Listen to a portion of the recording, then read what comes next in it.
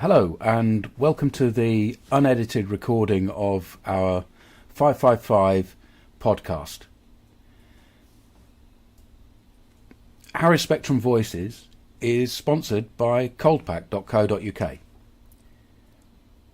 If you use the website coldpack.co.uk either as a practitioner or as an end user, we receive a donation here at Autistic Radio. So thank you to them. Harry, what have we got in the cornucopia that is the Facebook page that you administer for us? Hello Jules, hello everyone. This is Harry's Facebook for Sunday the 7th of December 2025, and some of the posts that we're sharing has a Christmas feel to it. This is where we share the posts from the Autistic Radio Facebook page, and some posts may have a Christmas feel to it because of the time of year it is now. So the first post is from Autism Together, who are a charity organisation. Autism Together is one of the leading providers of autism services and support in the UK, and they've shared the following. December's meeting Together Forum was a special occasion as the group looked back and celebrated a fantastic year. As it was a Christmas special, there were 4 returning guests from 2025 welcomed to the meeting. CEO Richard Whitby, Chair of Trustees Ian Cadman, Graphic Designer Anna Roberts, and Communications Officer Paul Baker. The meeting began with a roundup of everyone the group had met and everything they discussed over the past year, read aloud by Claire, Michael and Kenneth. Next, a surprise VIP flew in from the North Pole as Father Christmas himself dropped by with gifts galore for the forum members. There were selection boxes from Autism Together and special gifts from Dunhelm, Bromborough customers who had generously joined in with our gift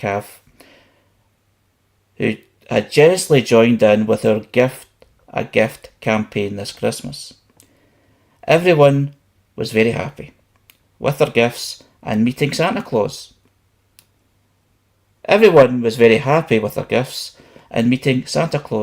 So we all sang Jingle Bells. Continuing the festive vibes, Julie and Alison put a lovely buffet of sandwiches, party food and cakes. The meeting was concluded with some ace karaoke. Congratulations to all the forum members for another fabulous year of co-production. Huge thanks to all this year's guests and to everyone for supporting the work of the forum throughout the year. Merry Christmas. And they've also shared pictures of the event. What's your thoughts? I don't know if you want to stay on camera for the whole of the show.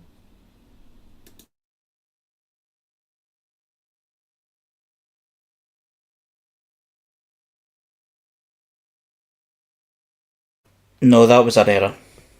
I just jumped in without looking, so apologies for that.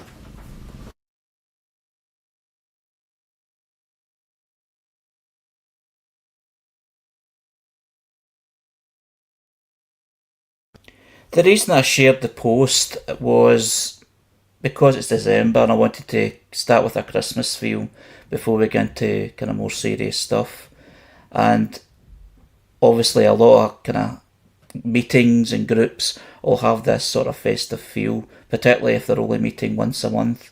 So I just thought it was a great thing to share. And just to see people having fun and having a good time as well. I think you're right. It is a bit of fun, people having a good time, some stories about Father Christmas coming. It would be interesting in future posts if Autism Together might have the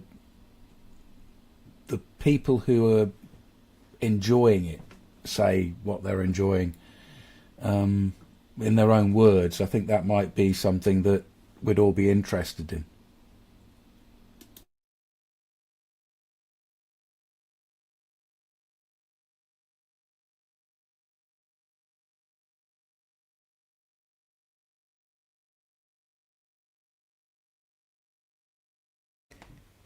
The next post is from Aurora Consulting,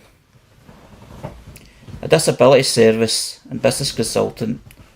Aurora is an autistic-owned business offering organisations bespoke training and consulting based in Scotland. And they've shared a quote and also information that will be interesting for discussion. And they say that autism and ADHD are not overdiagnosed. And continues to say that West Streeting's review to examine whether autism, ADHD and mental health is overdiagnosed is unquestionably looking for the wrong thing. This should not be their starting point. Before they even start, they should be ensuring they aren't conflating neurodivergence and poor mental health. While there is a large number of ND folks who experience poor mental health, they are not one and the same thing. Their starting point should be speaking with disabled people's organisations. And by that I mean organisations that are run both by and for disabled people. Not large charities which are not run by us. They need to recognise the reasons why there is an increase in demand for ND assessments and explore how to meet that demand in a way which will properly support people before, during and after assessments. They need to examine the factors contributing to the mental health crisis for so many people, and in the case of many ND people, its accessible systems. Going in with the working assumption that things are overdiagnosed is not helpful. We know so much more about neurodivergence now, so of course there is increased demand. There have been many great comparisons running around about not knowing how many stars or galaxies before we had telescopes. This is absolutely the case. More knowledge about what it means to be autistic and or ADHD is inevitably going to lead to more people recognising themselves. We urgently need more neuro-affirming assessment services and post-diagnostic support led by disabled people's organisations. Nothing about us without us. Many of the comments people have left on news articles about this are nothing short of disgusting. Blaming parents, minimising challenges. I am choosing to not engage for my own mental health. Many of them are deliberately provocative, designed to upset people. It's absolutely okay to step away from those kinds of unhelpful conversations. What's people's thoughts on this? This is in relation to the government and benefits. I think the most important thing that Aurora said there was that it is okay to step away from trolling and internet comments. We don't have to subject ourselves to these things. We can move away from them. Engaging with them has little value. However, if I look at everything else in the post, it's trying to cover quite a lot of ground. And it's true that Aurora Consulting is a autistically led, autistically delivered company with its own training. It is, however, essentially one person. So it's not always easy, if you're avoiding big charity, to choose places to find out the reality of a wide number of autistic people's experience. So whilst I applaud them for putting themselves up as an advocate, I feel that they don't advocate for me.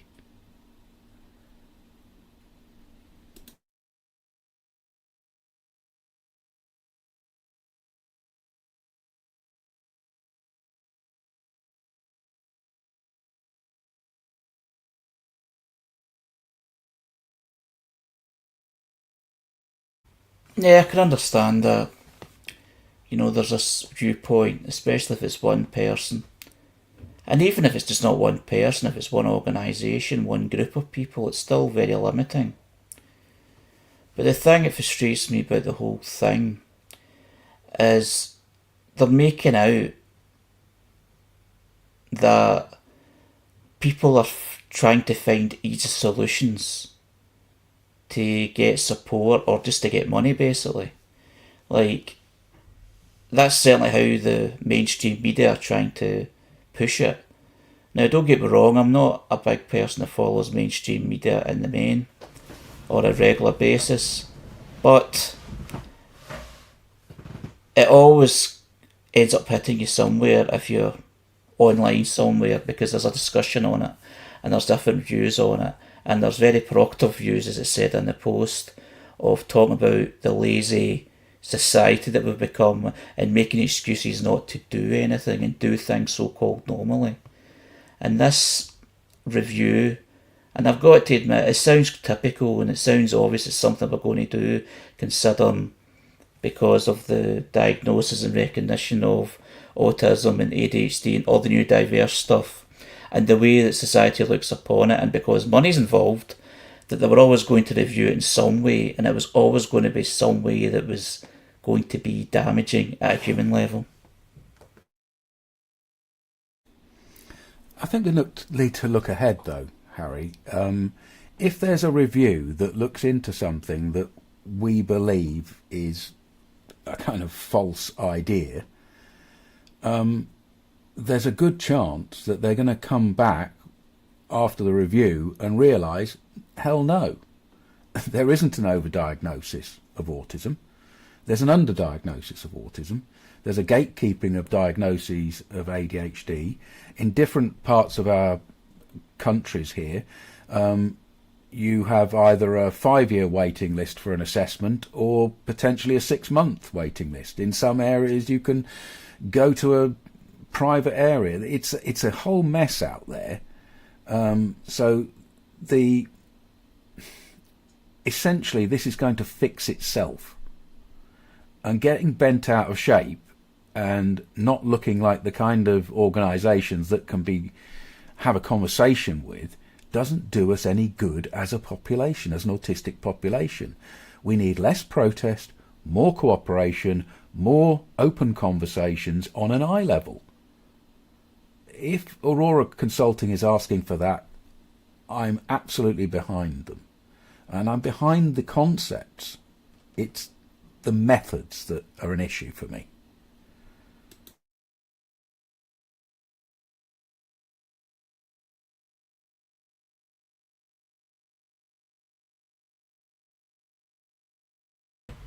Yeah, it'd be good if there's a public forum where the actual numbers, stats and facts are questioned, because they're peddling a lot of extreme figures and inaccurate figures to a certain extent. But of course they're playing to a gallery and they're trying to push things. They always put the most outrageous things out first and then wheel back a wee bit to get some kind of even thing. But yeah, there was a Times podcast on YouTube that I was listening to where the head of the ADHD group in England was speaking, and he just came out with all the contrary facts to what's being declared. And I can't verify much of what he's saying, but it seemed fairly reasonable to me, and he just put it over in a brilliant way. And he is a professional, medical professional, but he's also an ADHD sufferer, person with ADHD. So it was just interesting to hear that alternative point of view being laid out as proficiently as the government lay out theirs. I think that if you're in an autistically led business that depends on contracts to get your message out and get your work done, you get more with honey than with vinegar. It would be nice to limit some of these posts in their length to very specific targeted ideas. I think that would be more effective in building the long-term viability of an autistic consultancy. What I see at the moment is a lot of protest politics that is wrapped up around people's professionalism that may be doing damage to their own credibility as professionals and autistic professionals.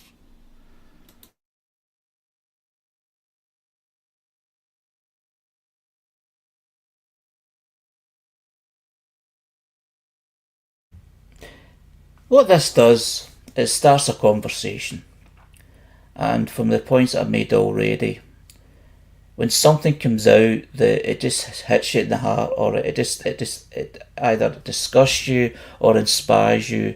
If it's something negative, it obviously offends you and it hits you hard. The first thing you do is you fight back and you come out with noise that's a reaction that you're angry, and it's like, what's going on here? What are they trying to do? Because the way some things are worded, especially if it's shared in the media or it's shared by someone who has a certain view on it, and it's like hard hitting because that's the way it's meant to be constructed. But what it has done is created a conversation or started a conversation, and then it's time to reflect, think, and look how this can be progressed forward.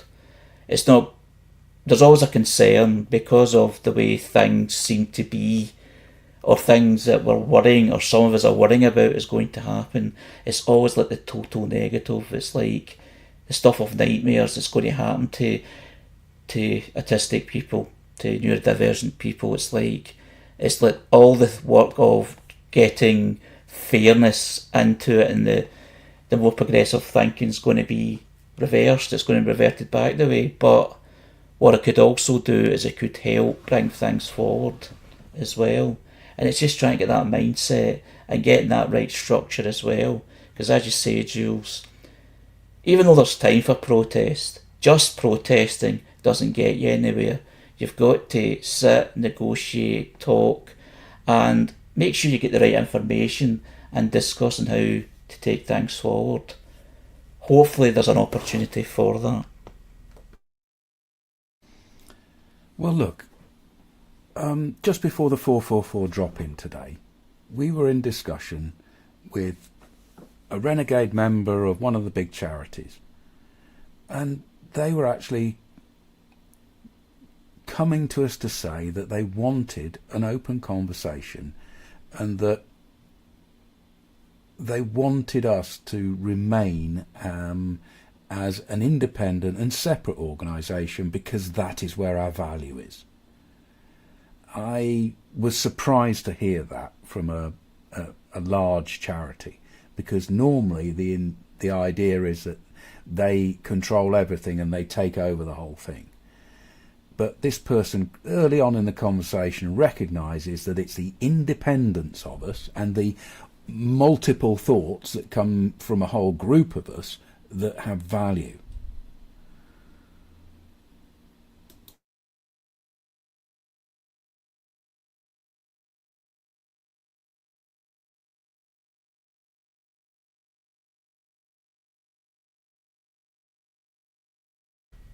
The next post is from Autism Awareness,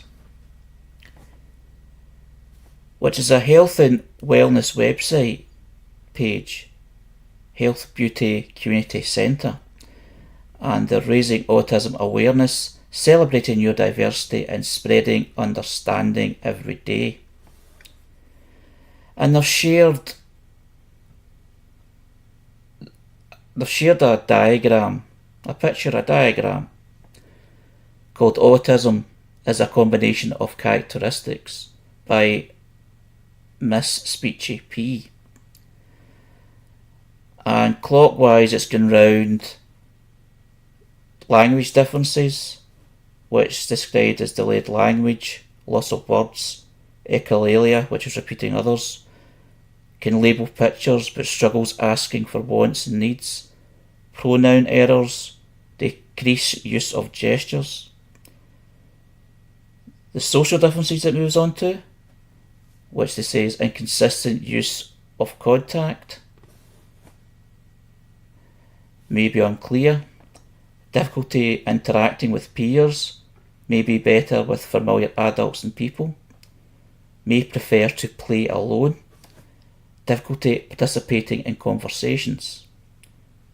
Then they move on to repetitive actions, and they say may prefer doing things the same way or struggle with change, may play the same way, crashing toys, lining up, or lack of pretend play, and they have preferred topics, toys, or interests. And sensory differences. A selective eater may be sensitive to loud sounds or large crowds, may dislike hair washing and cutting, nail trimming, may enjoy crashing into things, squeezing, and hand flapping and jumping. I'm unsure if this is relating to children or adults or everyone in autism, but it certainly gives a flavour of descriptions that are made to try and get understanding of what autism is all about, but it may read in a way that sounds a bit, not offensive, but sounds a bit too patronising. But that's only from my point of view. What's your thoughts?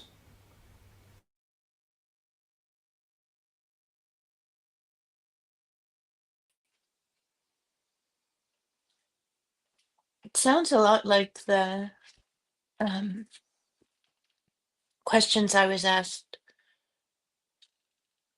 at my diagnosis. It does seem to be focused on children, but even in that um, interview, they were talking about me as a child.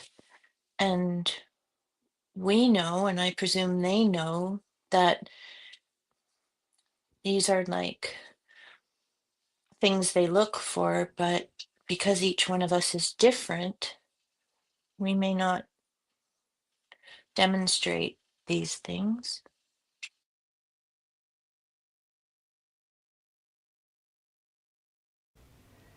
What Robbie says in the text, and that's the word I was looking for but couldn't get, it says this seems to focus on deficits and the word stereotypes.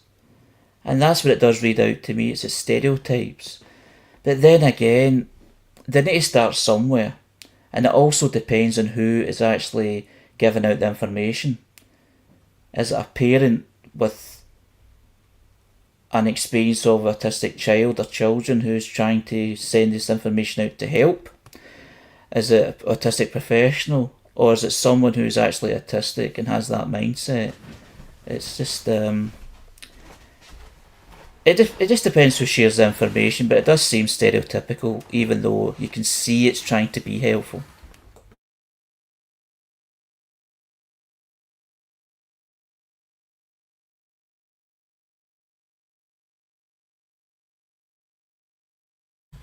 It's making me think about an earlier conversation we had in the 444 about health, which I think was the dominant conversation during that hour. And this thing about relating to your health. And of course, the previous post is about, the questioning of overdiagnosis. And so I have to ask, because I ask myself this, how do I relate to my diagnosis? What was that all about? And I think for each of us in our individual ways, it comes to us for different reasons. It's part of a process or a story we're in, where we may have had stress or a mental health issue or a social issue or some lifestyle issue, and it leads us down a path where diagnosis is part of treatment, say, or a relationship with the health services or mental health services. So we're part of this process, this story, and these descriptions, I think, come from professionally created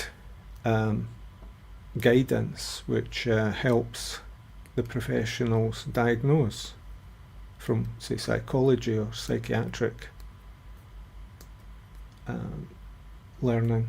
So it's about that relationship with diagnosis, I think.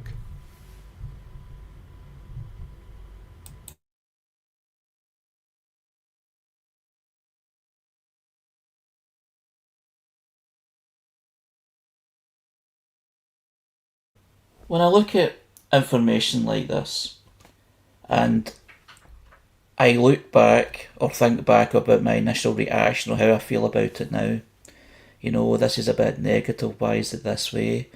But then thinking back to 10, 20 years ago and how I felt my own autism was to me, and at that time it did feel like a deficit. And I would have lauded this information, this is fantastic, this makes sense because of the way I felt at the time. But because I've moved on to a more positive mindset, because I'm been quite successful in life, I've got through life, I feel it's more of identity more than a condition. It's a different way of being rather than being ill or disabled.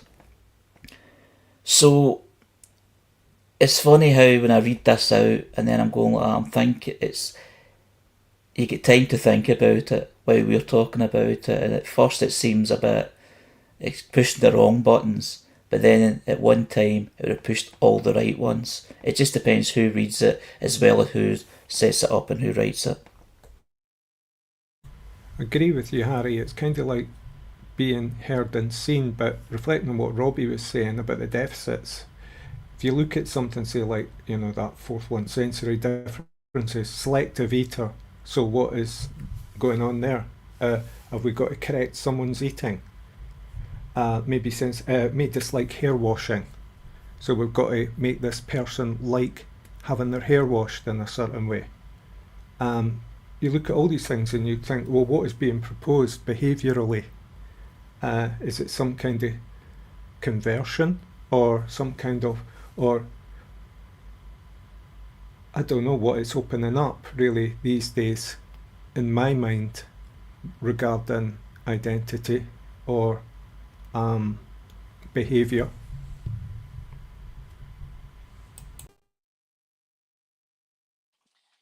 If it's about diagnosis, then maybe it's just the first things they look for, sort of like what type of sore throat or cough or the type of mucus you have when you are trying to split the difference between different flus and colds and, secondary infections. I I presume then once they get past this list, they get into the unique positive characteristics of each one of the autistic people of any age that they know. And I can't stand my hair being washed even now.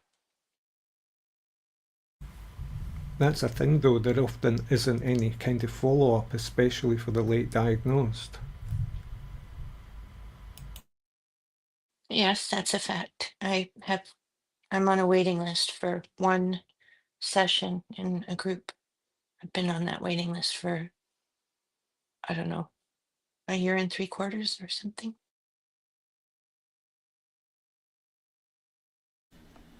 Yeah, Teresa, and look at what happened to you here.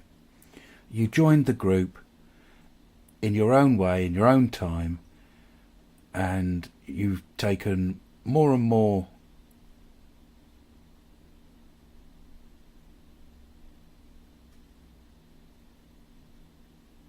time to interact with us, and it was immediate, and that's a lot of hours. And in your home country, you're going to get a one session with a simple explanation. And by the time you get there, you will be able to take 10 of your own sessions and explain it to the other people in that room.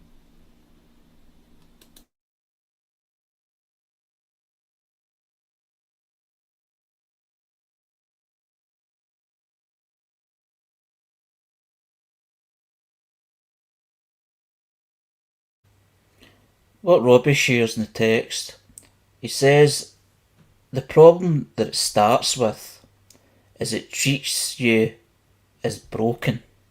So that's the starting point of the description and information that it's sharing, and that's why the language is so negative. So even though what I've said earlier on, it's about perception and how you feel about it at the time. At one time it would have been good, right now it feels a bit insulting. But as a good point from what Robbie's saying, it's starting out as autism is a problem to be fixed. Even just looking at that phrase, difficulty participating in conversations. I mean, what kind of conversations are we talking about here? Normal, everyday conversations that normal people have? Or maybe the difficulty is that conversations are just shit, like, so, and they hurt to a certain extent. They're a wee bit sore, to participate in. So it's just a lifestyle choice there. I'm just thinking about some of these phrases from the point of view of what Robbie was putting in there about, if it treats you as broken, well then what are we looking for? We're looking to be just seen as not broken but something else, if seen at all, like different, maybe different in a positive way. Yeah. Well, I never even wondered whether I had it, even though I was aware of what it was. And I, so just as you said already, some life event happens and it's drawn to your attention, and then you go and you get tested.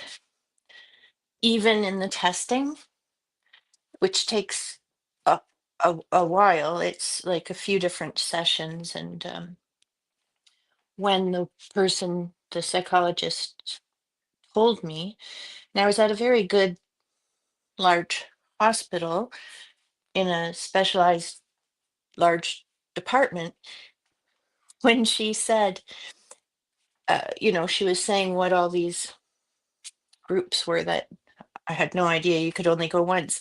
And she said, and if you were autistic, you would go to this one. And I said, so I guess I can't go to that one.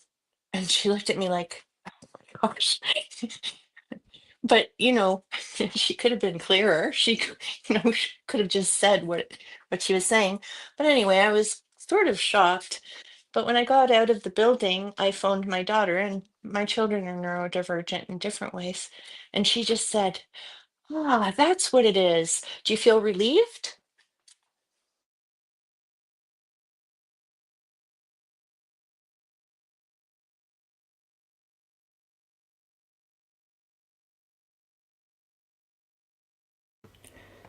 The next post is from Autism Goggles, which is a community and education cause page, a place to learn about what it can mean to be autistic. And it says the following: autism and ADHD are different neurotypes, but when they show up in the same person, they do not simply sit beside each other. They blend into something new. Many people relate to the term AUDHD because the combined traits create a lived experience that does not match autism or ADHD on their own. Communication is one example. Autistic communication is direct and detailed. ADHD communication is fast and spontaneous. Together, they create a style that moves between deep focus and rapid shifts in ideas. Executive functioning also changes. Autism leans on structure.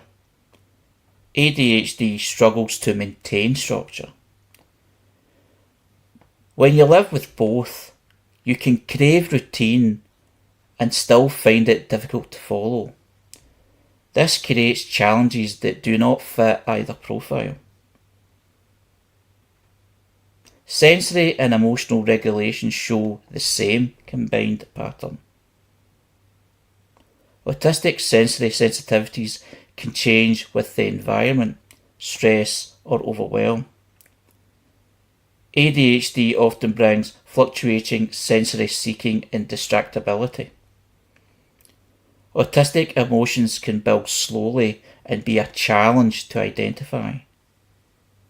ADHD emotions can shift quickly and hit suddenly. When both are present, regulation becomes more complex and requires different support than either neurotype alone. Here is the question to think about. Is AUDHD a distinct neurotype? Many people would say yes because the blended traits create a different way of thinking, feeling, and moving through the world. Understanding AUDHD from the beginning can help you understand yourself with greater clarity and compassion. What's people's thoughts on this?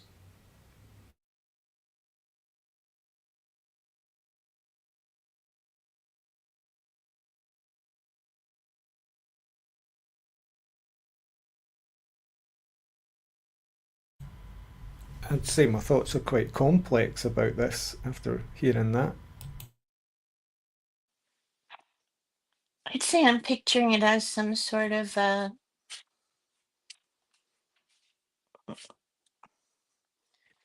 this diagram with little dots, almost like a physics chart.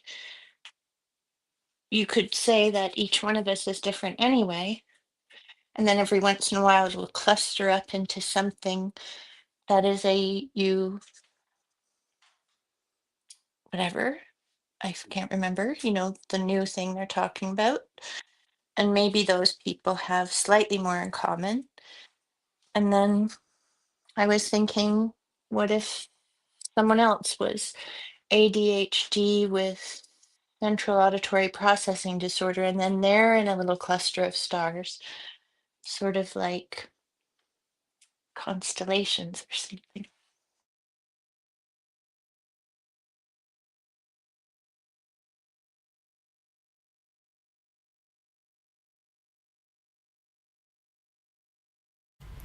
Is it okay to say I'm just me?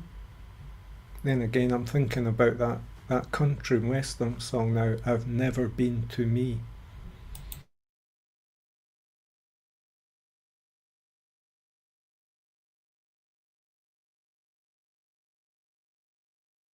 I've got to say, when I was reading this one, it kind of made sense in what it was saying.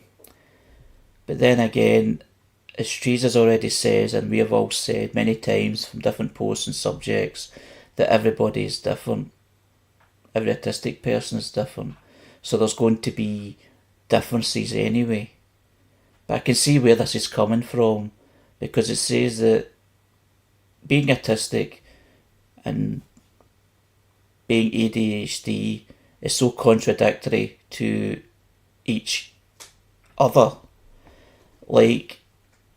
It's like a mixture that doesn't go well, for want of a better description. So they feel there is a need to put it as something separate so that it can be looked upon and understood more thoroughly. But it will all depend on the person who is autistic ADHD and how they feel for another label to be attached to that, if that's actually helpful or not. It will be to some, but it will be frustrating for others. But many people seek to be understood but most people seek to understand themselves. I can see that it would be helpful in terms of a diagnosis for whatever reason you would want the diagnosis. And also understanding yourself, but probably importantly, if there are services that you could qualify for, or if people have certain expectations of your behavior in situations where you've qualified for some service, and then you don't appear to be behaving like an autistic person. You know what I mean? Like, and then you could set it aside and then imagine yourself as your own unique individual. Like, this is the pain I have to go through to get a diagnosis, or this is the checklist I have on a piece of paper that I put in a drawer, forget about it unless I'm going somewhere for a service.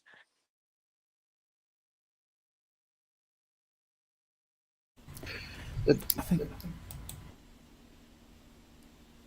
what they're doing here is they're providing a pattern that some people will find helpful, because the structure and the way of describing it is metaphorical enough for them to have a sense of their own experience. And these things are helpful. Having some kind of structure to hang your own experience of complex interrelations is a good thing. And also recognising that ADHD and autism do occur together in the same person, and it does seem contradictory from the outside very much, as well as from the inside.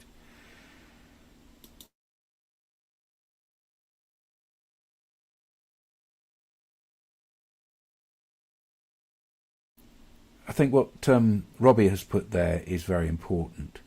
He says, the diagnosis or label is only as good as the other person's understanding of it. So you hand person a label and then they understand it in their own way, they interpret it in their own way.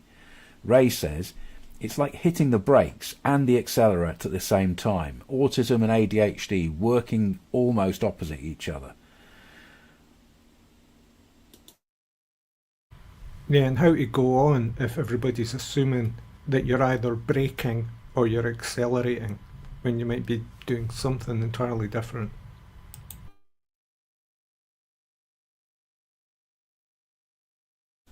I just don't want people to go away with the idea that they have to fit themselves within anybody's framework. You know, neurotypical frameworks are damaging to us. We generally accept that. But also, imposed frameworks from our own community can be just as damaging. We need to be independent ourselves, autonomous human beings with our own sense of self that is unique. And evolve a society that accepts that, which I think is reflecting upon what Robbie was putting in the text there about other people's understanding of identity, not willing to listen to your lived experience, and what you just said, you know, and what I said about being me. You know, are we even allowed to be me? You know, do people accept that easily? Or do they like labels and identities?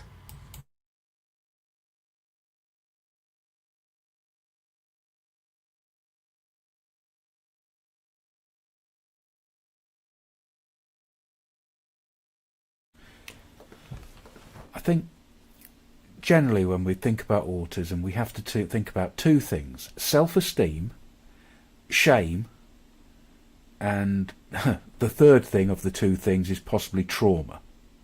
You know, what has hit us in the past that makes us keep patterns that are unhelpful to us now? What shame is it that we're carrying that we can let go of and release ourselves from?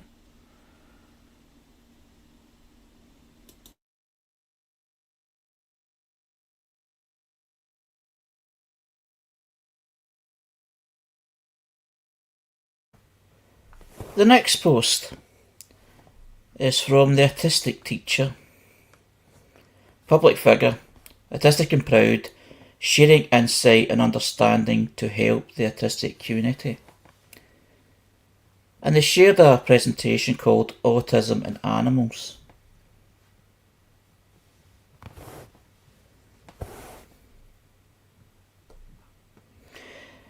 As someone who is autistic, I have always felt a deep connection with animals.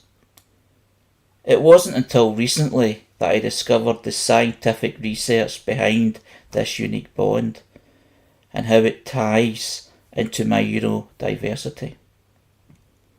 However, this does not mean that every autistic person feels this way. We are all very different. And it moves on to things like companionship, hyper empathy,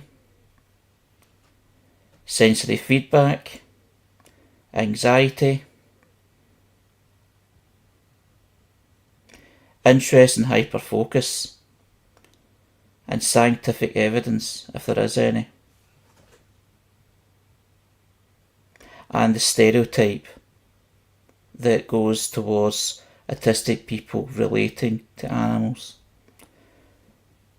Without getting into the full details of the long presentations, what's people's thoughts on what's been shared?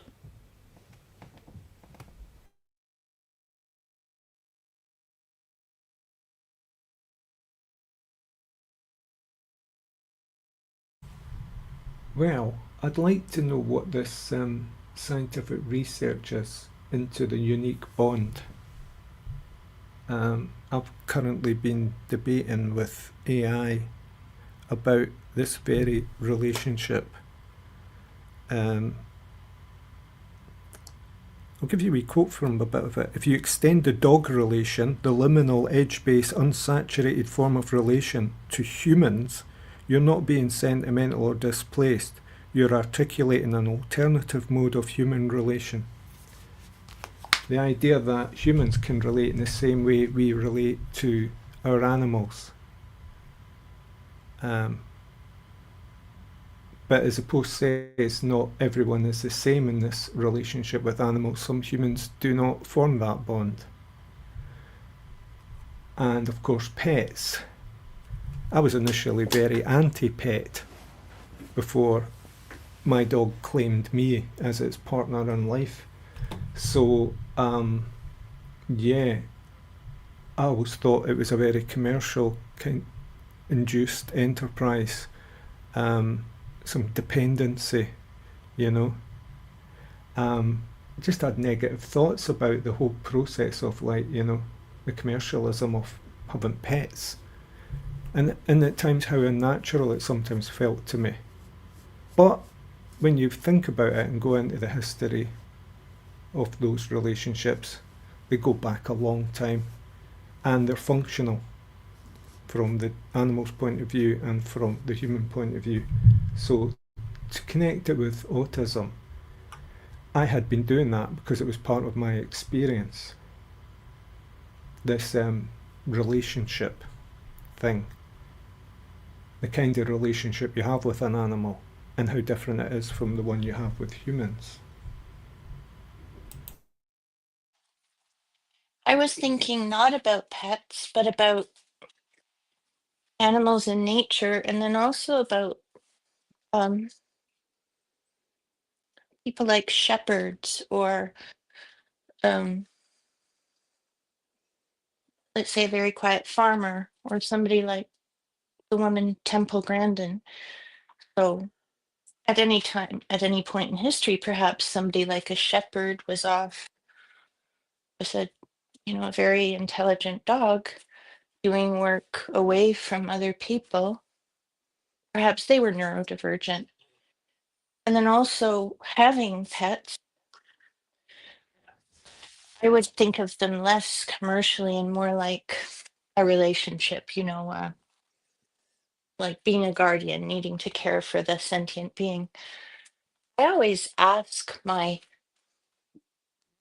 now I have a dog, can I pick you up? Or things like that. And they do know what you're talking about and they really appreciate it, but I'm not sure everybody does that.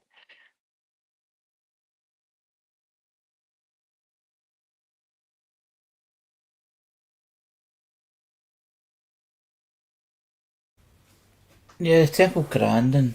I've not looked too much into her recently, but anytime the autistic relationship with animals, as you say, not just pets, but animals, you know, altogether. It's it's more easy.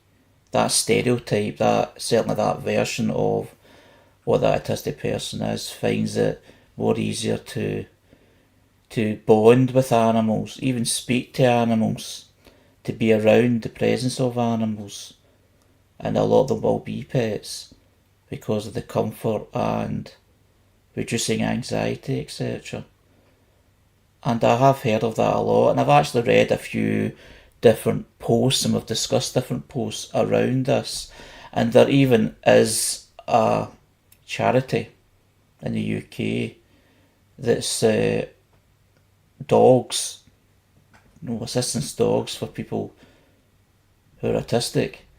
And it's a big thing, it's a very common, well used charity, an appreciated charity that people use. And there's a lot of different stories of how beneficial these dogs have been to many people who feel, when they're feeling anxious, they feel that the dog or the dog is actually trained in some way to help if someone's feeling anxious or not feeling great, and feeling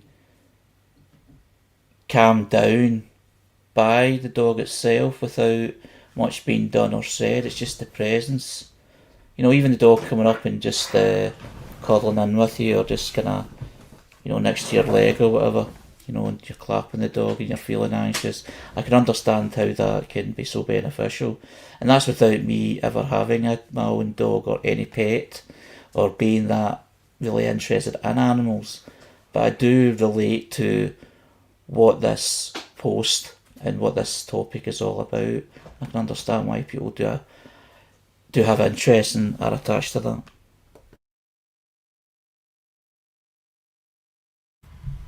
Would you say, Harry, that you're imagining a relationship with an animal and it makes you feel good just now?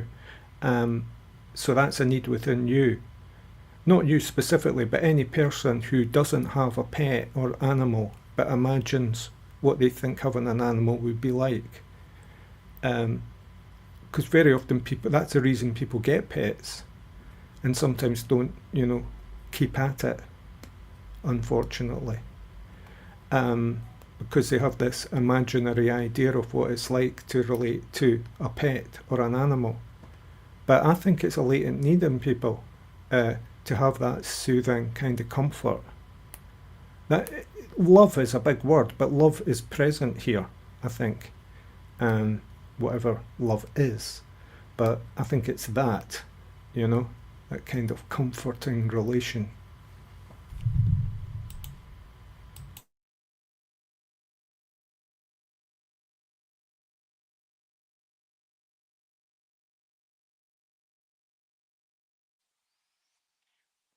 I think that we call it love, but maybe the animals don't, obviously.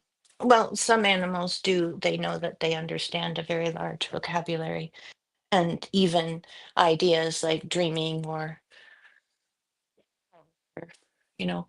But that aside, I think when you're with an animal compared to a person, and this is good for autistic people, in my opinion, or just me as an autistic person, they don't talk. When they make eye contact, they seem to be understanding. And when you take it back to their basic instincts, and if you take it back to our basic instincts, that's what something that we ended up calling love is. They're like a pile of puppies or whatever they are, birds. And when they're in close proximity with each other, they feel from each other. So if they're, the way they are behaving in a litter or a whatever, a herd all of that, and it is more instinctive. And if you cut out anything other than the science of it, of surviving with your species or with the species you've made friends with, maybe for autistic people, or at least for me, it makes sense. I want to be alone, but I don't want to be that alone, or whatever it is I want. It's a big benefit.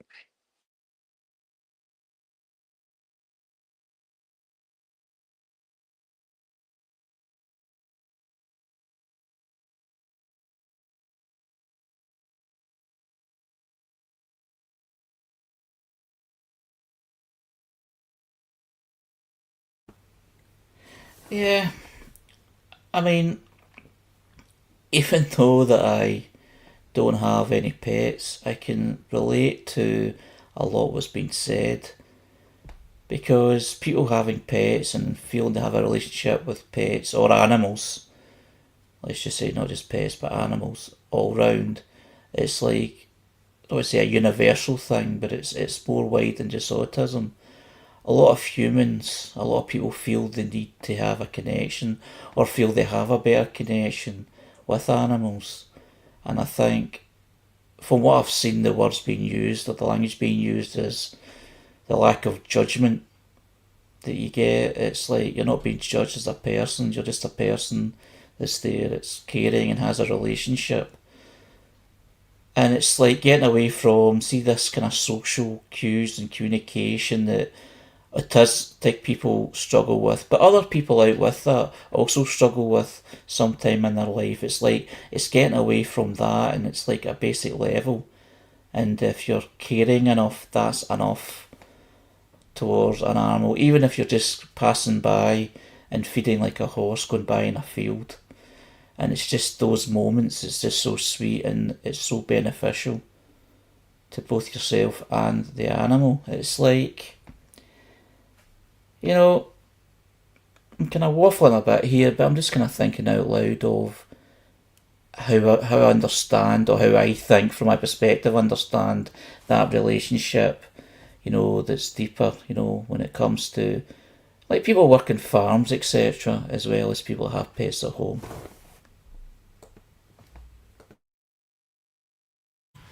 There's one thing I'll add to being a dog owner, which was that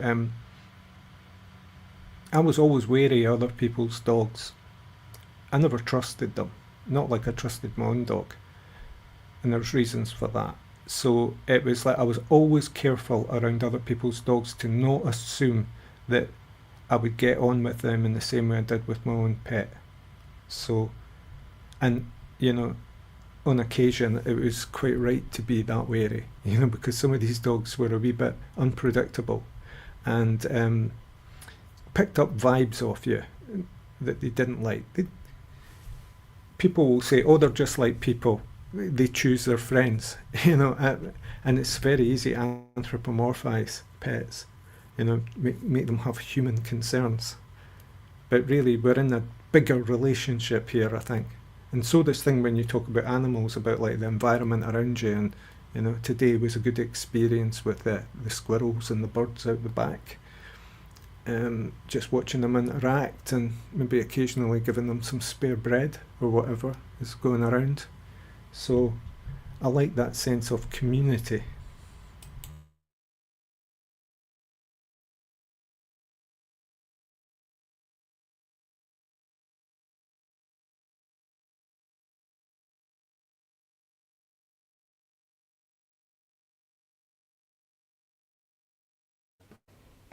Well, that was a great discussion tonight. That will be our final post for the evening. So thanks everyone who's taken part tonight in the discussion, and I look forward to doing the same next week.